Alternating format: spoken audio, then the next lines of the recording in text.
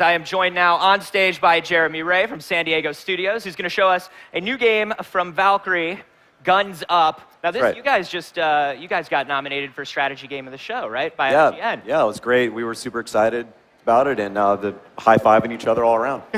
Well, awesome. So we've got the gameplay demo going here in just a moment, and you're going to lead me through some of what Guns Up is like. This kind of reminds me, I was telling you backstage, of one of my favorite old games, General Chaos for the Genesis. Yeah, so I've heard that a couple times. I've heard some people liken it to that. Also, Fat Princess, I've heard, because there's a kind of cartoon art style, but also there's a lot of violence. You see some blood, guys flying around, fun stuff like that. Cool. Well, let's jump into the demo and check out what this is about. So this is, you are commanding an entire squad, but you don't have direct control, right? So it's a real-time strategy. Right, and our driver in the back was showing you a couple of the different missions you can do. You selected the default one, and right now what's going to happen is you're going to be attacking another base. So this is another human space, and right now you're scrolling through that human space that they built, and you're going to be the role of the field commander or general. You have some options here. You can select between different units, so you can see like there's a munitions number down 50 for a rifleman, or say like 500 for a sniper. So why would I want to get a sniper? It's 10 times as much because a sniper kicks ass. It's awesome. You got to have the sniper. So snipers have a really long range attack. They can shoot through a bunch of guys, but they're expensive. So you got to be kind of careful about what you pick. Now you see these guys are already getting into combat, and you may want to help them out with some specials. So he scrolls up. Maybe he's going to drop some tear gas on top of some enemies. They're disoriented. That gives your guys a little time to get through that barbed wire and take out the enemies while they're still coughing and wheezing. So a couple other units that he's got, he's showing like the flamethrower. There's also a rocket launcher, heavy machine gun. Each one has different properties. They move at different speeds. They have different fire rates. They have different ranges they can do. Okay. I love how streamlined it all is. It's very fast-paced. Yes. Very hectic. You're always kind of mashing buttons and trying to figure out what the right strategy is.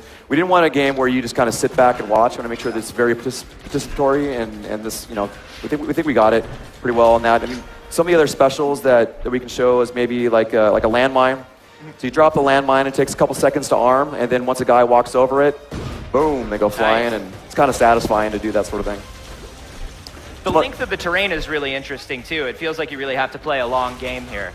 Yeah, and this level is actually a human-created level. So while he's attacking in this demonstration, you also be creating your own bases. So this could be, maybe the base that you created, other people are going to be attacking. And then when they attack you, you may decide, hey, I want to enact revenge on that person, or maybe you just want to check out a replay. And I'm going to tweak this or that. Maybe I need to upgrade this building, or move this barbed wire a little bit over here to kind of funnel the enemy. So we really want to have that process of this loop of where you're attacking and defending, attacking and defending, to kind of feed into each other. Nice. I don't know if you can show a couple other specials here. Like there's maybe Firebomb is one of my favorite. A plane comes in. You see kind of a trailing explosion. Guys catch on fire. There's also residual damage. You see that tent, which is one of the enemy spawners. That took some residual damage from the fire. There's also a missile attack, which is a good precise attack. Maybe wants to finish off, attack the sniper tower. Launch that. Boom, and he got a bunch of guys along with the sniper tower, which is great. And then maybe like a decoy, sure, try the decoy. The decoy, what that'll do is that'll make the enemy prioritize the decoy over you.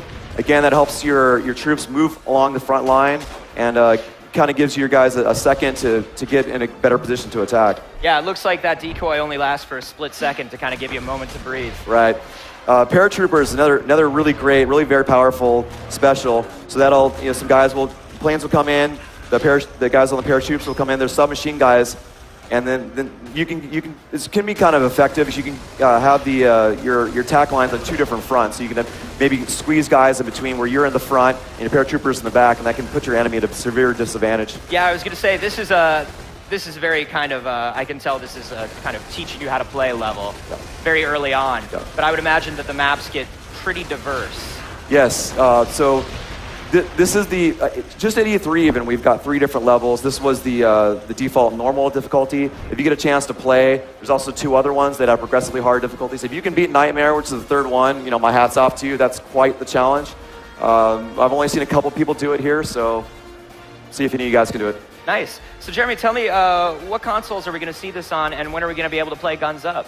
Great question. So it's going to be it's a free-to-play title, and it's going to be available on PS4, PS3, and PS Vita. It's coming out this year, and we want to make sure that we avoid some of the common pitfalls in free-to-play. So there's not going to be a pay-to-win scheme here.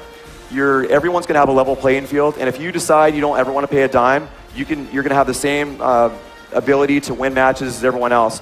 But of course, we hope you enjoy the game and want to support it. If you do decide to support it, you're going to be able to do things like get shortcuts to other kinds of units faster than the person who's just grinding away, and you also be able to have some customization options. So you want to make your guys look a little bit differently and kind of stand out. Those will cost a little bit of money, but in terms of competitive play, we want to make sure that it's all fair no matter if you're paying or not. Awesome. Great. Thank you so much, Jeremy, for coming by and showing this up. You can check out Guns Up. PlayStation